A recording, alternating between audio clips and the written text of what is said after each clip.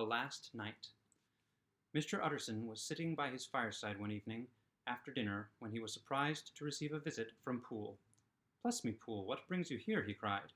And then, taking a second look at him, "What ails you?" he added. "Is the doctor ill?" "Mr. Utterson," said the man, "there is something wrong." "Take a seat, and here is a glass of wine for you," said the lawyer. "Now take your time, and tell me, plainly, what you want." "You know the doctor's ways, sir," replied Poole, "and how he shuts himself up. Well, he's shut up again in the cabinet, and I don't like it, sir. I wish I may die if I like it. Mr. Utterson, sir, I'm afraid." "Now, my good man," said the lawyer, "be explicit. What are you afraid of?" "I've been afraid for about a week," returned Poole, doggedly disregarding the question, "and I can bear it no more." The man's appearance amply bore out his words. His manner was altered for the worse, and except for the moment when he had first announced his terror, he had not once looked the lawyer in the face. Even now he sat with a glass of wine untasted on his knee, and his eyes directed to a corner of the floor. "I can bear it no more," he repeated. "Come," said the lawyer, "I see you have some good reason, Poole. I see there is something seriously amiss. Try to tell me what it is." "I think there's been foul play," said Poole hoarsely. "Foul play!" cried the lawyer, a good deal frightened, and rather inclined to be irritated in consequence. "What foul play? What does the man mean?" "I daren't say, sir," was the answer, "but you will come along with me and see for yourself? Will you come along with me and see for yourself?" Mr. Utterson's only answer was to rise and get his hat and greatcoat, but he observed with wonder the greatness of the relief that appeared upon the butler's face, and perhaps with no less, that the wine was still untasted when he set it down to follow. It was a wild, cold, seasonable night of March, with a pale moon lying on her back as though the wind had tilted her, and a flying rack of the most diaphanous and lawny texture. The wind made talking difficult, and flecked the blood into the face. It seemed to have swept the streets unusually bare of passengers besides, for Mr. Utterson thought he had never seen that part of London so deserted. He could have wished it otherwise. Never in his life had he been conscious of so sharp a wish to see and touch his fellow creatures. For struggle as he might, there was borne in upon his mind, a crushing anticipation of calamity. The square, when they got there, was full of wind and dust, and the thin trees in the garden were lashing themselves along the railing. Poole, who had kept all the way a pace or two ahead, now pulled up in the middle of the pavement, and in spite of the biting weather, took off his hat and mopped his brow with a red pocket-handkerchief. But for all the hurry of his coming, these were not the dews of exertion that he wiped away, but the moisture of some strangling anguish, for his face was white, and his voice, when he spoke, harsh and broken. "Well, sir," he said, "here we are, and God grant there be nothing wrong." "Amen, Poole," said the lawyer. Thereupon the servant knocked in a very guarded manner, the door was opened on the chain, and a voice asked from within, "Is that you, Poole?" "It's all right," said Poole. "Open the door." The hall, when they entered it, was brightly lighted up. The fire was built high, and about the hearth the whole of the servants, men and women, stood huddled together like a flock of sheep. At the sight of Mr. Utterson, the housemaid broke into hysterical whimpering, and the cook, crying out, "Bless God, it's Mr. Utterson," ran forward as if to take him in her arms. What? Are you all here?" said the lawyer peevishly. "Very irregular, very unseemly. Your master would be far from pleased." "They're all afraid," said Poole. Blank silence followed, no one protesting, only the maid lifted up her voice and now wept loudly. "Hold your tongue," Poole said to her, with a ferocity of accent that testified to his own jangled nerves, and indeed, when the girl had so suddenly raised the note of her lamentation, they had all started and turned towards the inner door with faces of dreadful expectation. "And now," continued the butler, addressing the knife-boy, "reach me a candle, and we'll get this through hands at once." And then he begged Mr. Utterson to follow him, and led the way to the back garden. "Now, sir," said he, "you come as gently as you can. I want you to hear, and I don't want you to be heard. And see here, sir, if by any chance he was to ask you in, don't go."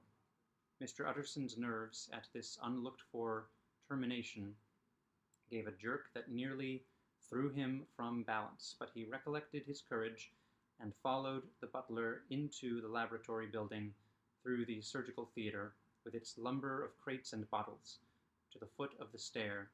Here Poole motioned him to stand on one side and listen, while he himself, setting down the candle and making a great obvious call on his resolution, mounted the steps and knocked with a somewhat uncertain hand on the red baize of the cabinet door. "Mr. Utterson, sir, asking to see you," he called, and even as he did so, once more violently signed to the lawyer to give ear. The voice answered from within, "Tell him I cannot see anyone," it said complainingly. "Thank you, sir," said Poole, with a note of something like triumph in his voice, and taking up his candle, he led Mr. Utterson back across the yard and into the great kitchen, where the fire was out and the beetles were leaping on the floor. "Sir," he said, looking Mr. Utterson in the eyes, "was that my master's voice?" "It seems much changed," replied the lawyer, very pale, and giving look for look. "Changed? Well, yes, I think so," said the butler. "Have I been 20 years in this man's house to be deceived about his voice? No, sir, master's made away with.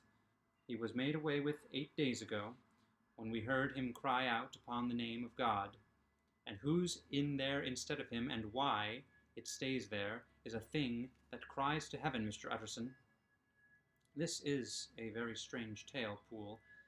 This is rather a wild tale, my man," said Mr. Utterson, biting his finger. "Suppose it were as you suppose, supposing Dr. Jekyll to have been, well, murdered, what could induce the murderer to stay? That won't hold water. It doesn't commend itself to reason." "Well, Mr. Utterson, you are a hard man to satisfy, but I'll do it yet," said Poole. "All this last week you must know him or it, whatever it is, that lives in that cabinet, has been crying night and day for some sort of medicine, and cannot get it to his mind. It was sometimes his way, the master's that is, to write his orders on a sheet of paper and throw it on the stair. We've had nothing else this week back, nothing but papers and a closed door, and the very meals left there to be smuggled in when nobody was looking. Well, sir, every day, aye, and twice and thrice in the same day, there have been orders and complaints, and I have been sent flying to all the wholesale chemists in town. Every time I brought the stuff back, there would be another paper telling me to return it, because it was not pure, and another order to a different firm. This drug is wanted bitter bad, sir, whatever for." "Have you any of these papers?" asked Mr. Utterson. Poole felt in his pocket and handed out a crumpled note, which the lawyer, bending nearer to the candle, carefully examined. Its contents ran thus: "Dr. Jekyll presents his compliments to Messrs. Maw. He assures them that their last sample is impure and quite useless for his present purpose. In the year 18 Dr. J purchased a somewhat large quantity from Messrs. M.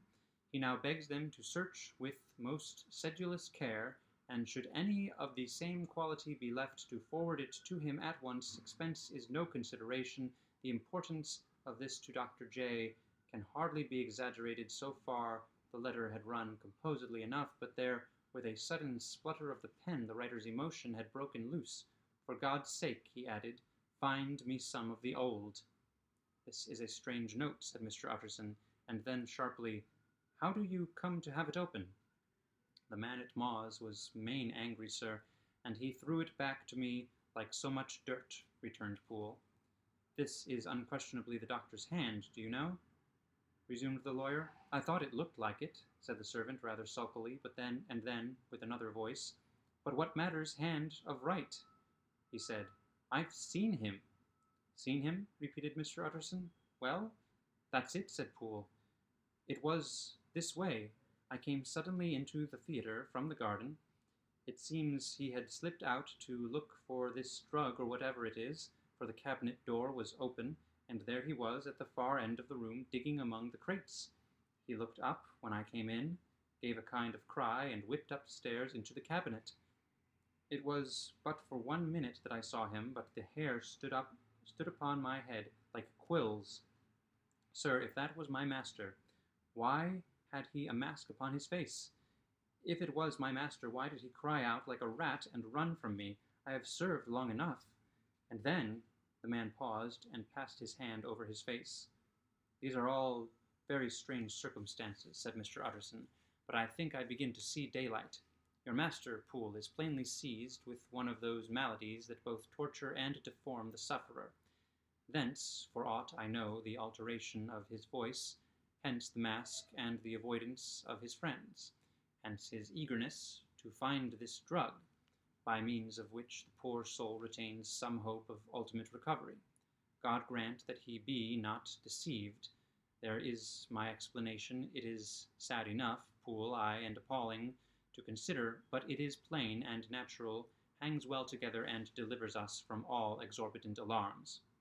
Sir, said the butler, turning a sort of mottled pallor, that thing was not my master, and there's the truth. My master, he looked round him and began to whisper, is a tall, fine build of a man, and this was more of a dwarf. Utterson attempted to protest. Oh, sir, cried Poole, do you think I do not know my master after 20 years? Do you think I do not know where his head comes to in the cabinet door, where I see him every morning of my life? No, sir, that thing in the mask was never Dr. Jekyll. God knows what it was, but it was never Dr. Jekyll, and it is the belief of my heart that there was murder done. Poole replied to the lawyer, if you say that, it will become my duty to make certain.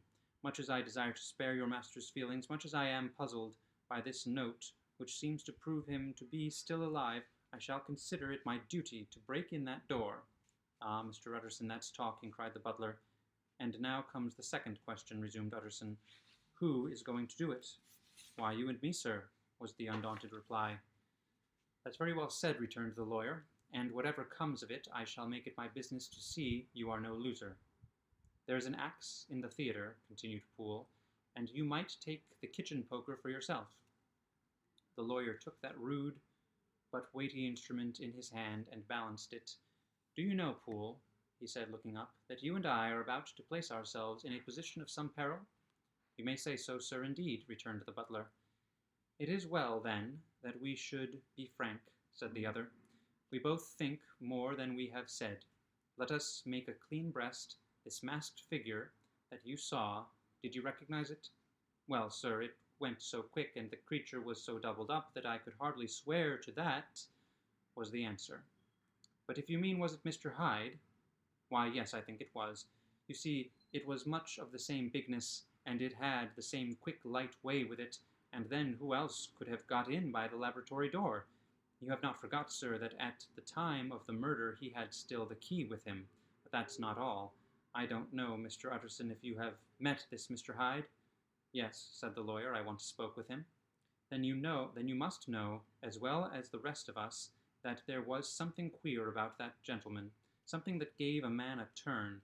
I don't know rightly how to say it, sir, beyond this, that you felt in your marrow kind of cold and thin. I own I felt something of what you describe, said Mr. Utterson. Quite so, sir, returned Poole. Well, when that masked thing, like a monkey, jumped from among the chemicals and whipped into the cabinet, it went down my spine like ice. I know it's not evidence, Mr. Utterson, I'm book-learned enough for that, but a man has his feelings, and I give you my Bible word it was Mr. Hyde. Aye, said the lawyer. My fears incline to the same point. Evil, I fear, founded, evil was sure to come of that connection. Aye, truly, I believe you. I believe poor Harry is killed, and I believe his murderer, for what purpose God alone can tell, is still lurking in his victim's room. Well, let our name be vengeance, call Bradshaw. The footman came at the summons, very white and nervous. Put yourself together, Bradshaw, said the lawyer. This suspense, I know, is telling upon all of you, but it is now our intention to make an end of it. Poole here and I are going to force our way into the cabinet. If all is well, my shoulders are broad enough to bear the blame. Meanwhile, lest anything should really be amiss, or any malefactor seek to escape by the back, you and the boy must go round the corner with a pair of good sticks, and take your post at the laboratory door. We give you 10 minutes to get to your stations." As Bradshaw left, the lawyer looked at his watch. "And now, Poole, let us get to ours," he said, and taking the poker under his arm, led the way into the yard. The scud had banked over the moon, and it was now quite dark.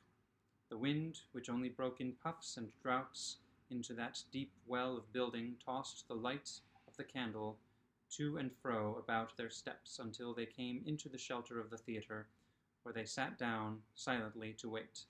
London hummed solemnly all around, but nearer at hand the stillness was only broken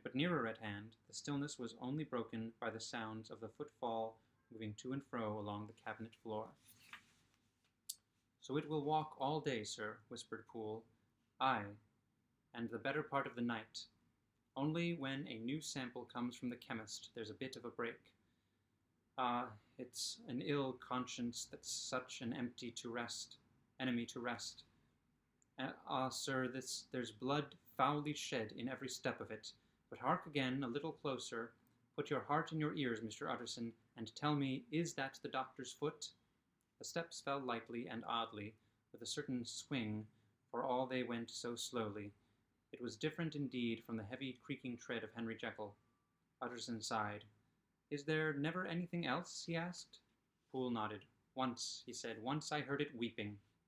"Weeping? How that?" said the lawyer, conscious of a sudden chill of horror.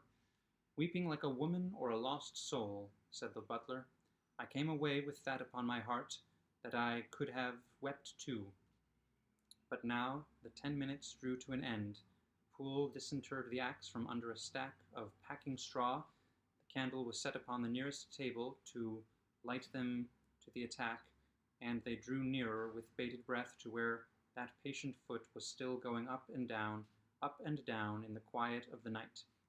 "Jekyll," cried Utterson with a loud voice, "I demand to see you." He paused a moment, but there came no reply. "I give you fair warning. Our suspicions are aroused, and I must and shall see you," he resumed, "if not by fair means, then by foul; if not by your consent, then by brute force." "Utterson," said the voice, "for God's sake have mercy." "Ah, that's not Jekyll's voice, it's Hyde's," cried Utterson. "Down with the door, Poole." Poole swung the axe over his shoulder. The blow shook the building, and the red baize door leapt against the lock and hinges. A dismal screech, as of mere animal terror, rang from the cabinet. Up went the axe again, and again the panels crashed, and the frame bounded. 4 times the blow fell, but the wood was tough, and the fittings were of excellent workmanship, and it was not until the 5th that the block burst, and the wreck of the door fell inwards on the carpet. The besiegers, appalled by their own riot and the stillness that had succeeded, stood back a little and peered in. There lay the cabinet before their eyes in the quiet lamplight, a good fire glowing in the chattering on the hearth, the kettle swinging its thin strain, a drawer or two open, papers neatly set forth on the business table, and nearer the fire, the things laid out for tea. The quietest room, you would have said, and, but for the glazed presses full of chemicals, the most commonplace at night in London. Right in the midst there lay the body of a man, sorely contorted and still twitching. They drew near on tiptoe, turned it on its back, and beheld the face of Edward Hyde. He was dressed in clothes far too large for him, clothes of the doctor's bigness. The cords of his face still moved with a semblance of life, but life was quite gone, and by the crushed phial in the hand and the strong smell of kernels that hung upon the air, Utterson knew that he was looking on the body of a self-destroyer. "We have come too late," he said sternly, "whether to save or punish. Hyde is gone to his account, and it only remains for us to find the body of your master." The far greater proportion of the building was occupied by the theatre, which filled almost the whole ground story and was lighted from above, and by the cabinet, which formed an upper story at one end and looked upon the court. A corridor joined the theatre to the door on the by-street, and with this cabinet communicated separately by a second flight of stairs. There were besides a few dark closets and a spacious cellar. All these they now thoroughly examined. Each closet needed but a glance, for all were empty, and all, by the dust that fell from their doors, had stood long unopened. The cellar, indeed, was filled with crazy lumber, mostly dating from the times of the surgeon who was Jekyll's predecessor. But even as they opened the door, they were advertised of the uselessness of further search. By the fall of a perfect mat of cobweb, which had for years sealed up the entrance, nowhere was there any trace of Henry Jekyll, dead or alive. Poole stamped on the flags of the corridor. "He must be buried here," he said, hearkening to the sound. "Or he may have fled," said Utterson, and he turned to examine the door in the by-street. It was locked, and lying near by on the flags they found the key already stained with rust. "This does not look like use," observed the lawyer. "Use?" echoed Poole. "Do you not see, sir? It is broken, much as if a man had stamped on it." "Aye," continued Utterson, "and the fractures, too, are rusty." The two men looked at each other with a scare. "This is beyond me, Poole," said the lawyer. "Let us go back to the cabinet." They mounted the stair in silence, and still, with an occasional awestruck glance at the dead body, proceeded more thoroughly to examine the contents of the cabinet. At one table there were traces of chemical work, various measured heaps of some white salt being laid on glass saucers, as though for an experiment in which the unhappy man had been prevented. "That is the same drug that I was always bringing him," said Poole, and even as he spoke the kettle with a startling noise boiled over. This brought them to the fireside, where the easy-chair was drawn cosily up, and the tea-things stood ready to the sitter's elbow, the very sugar in the cup. There were several books on a shelf. One lay beside the tea-things open, and Utterson was amazed to find it a copy of a pious work for which Jekyll had several times expressed a great esteem, annotated in his own hand with startling blasphemies. Next, in the course of their review of the chamber, the searchers came to the cheval glass, into whose depths they looked with an involuntary horror. But it was so turned as to show them nothing but the rosy glow playing on the roof, the fire sparkling in 100 repetitions along the glazed front of the presses, and their own pale and fearful countenances stooping to look in. "This glass has seen some strange things, sir," whispered Poole. "And surely none stranger than itself," echoed the lawyer, in the same tones. "For what did Jekyll—" He caught himself up at the word with a start, and then conquering the weakness, "What could Jekyll want with it?" he said. "You may say that," said Poole. Next they turned to the business table. On the desk, among the neat array of papers, a large envelope was uppermost, and bore in the doctor's hand the name of Mr. Utterson. The lawyer unsealed it, and several enclosures fell to the floor. The first was a will, draw in the same eccentric terms as the one he had returned 6 months before to serve as a testament in case of death, and as a deed of gift in case of disappearance. But in place of the name of Edward Hyde, the lawyer, with indescribable amazement, read the name of Gabriel John Utterson. He looked at Poole, and then back at the paper, and last of all at the dead malefactor stretched upon the carpet. "My head goes round," he said. "He has been all these days in possession. He had no cause to like me. He must have raged to see himself displaced, and he has not destroyed this document." He caught up the next paper. It was a brief note in the doctor's hand, and dated at the top. "Oh, Poole," the lawyer cried, "he was alive, and here this day. He cannot have been disposed of in so short a space. He must be still alive. He must have fled. And then, why fled, and how? And in that case, can we venture to declare this suicide? Oh, we must be careful. I foresee that we may yet involve your master in some dire catastrophe." "Why don't you read it, sir?" asked Poole. "Because I fear," replied the lawyer solemnly. "God grant I have no cause for it." And with that he brought the paper to his eyes and read as follows: "My dear Utterson, when this shall fall into your hands, I shall have disappeared. Under what circumstances, I have not the penetration to foresee, but my instinct and all the circumstances of my nameless situation tell me that the end is sure and must be early. Go then, and first read the narrative which Lanyon warned me he was to place in your hands, and if you care to hear more, turn to the confession of your unworthy and unhappy friend, Henry Jekyll." "There was a third enclosure?" asked Utterson. "Here, sir," said Poole, and gave into his hands a considerable packet sealed in several places. The lawyer put it in his pocket. "I would say nothing of this paper. If your master has fled or is dead, we may at least save his credit. It is now 10. I must go home and read these documents in quiet, but I shall be back before midnight, when we shall send for the police."